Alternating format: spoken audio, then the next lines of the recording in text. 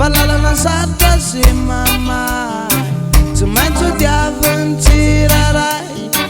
atao fazarana ihany koa, fakadisy manantso yeye, falalana mitovy sy anankiray efa ratsika rehetra eto ambony tany,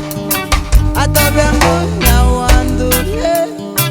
de madio tsara ny ao ampo, falalana sarotra sy mamay, tsy maintsy diaviny tsiraray, atao fazarana ihany koa, fakadisy manantso yeye, falalana mitovy sy anankiray nefa ratsika rehetra eto ambony tany, tsika rehetra zay mahantra sy mijaly mitomany, aza mora kivy zany, azandrato ataovy ambony mitoetsaina sy moraly, tsy mila miondrika fa mitraka hatrany hatrany, de mba falifaly amin'ny androandroany faza manontany hoe ahoana ny hafarany, fa diavona manao oy tahaka ny tenanao tenanao ihany.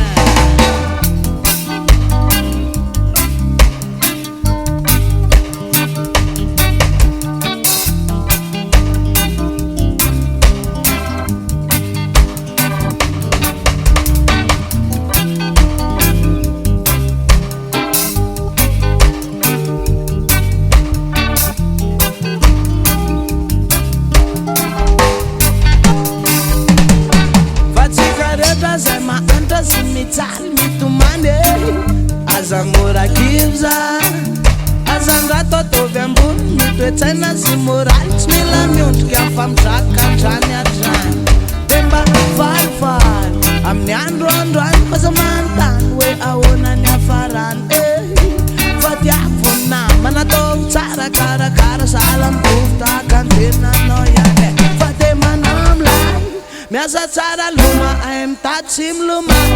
tsy mora kivy zany na de hita fa mamay, fiainana iainatsika rehetrarehetra hatramizay, aza mora kivy zany de manano tsara, efa mahita ny so de mba mahaizany zarazara, zavarina mijery aloha mba jereko ny any afaranao io,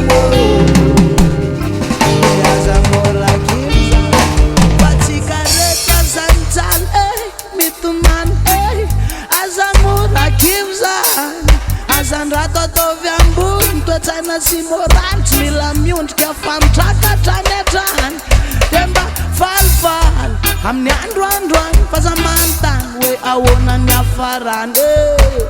diavona manao oy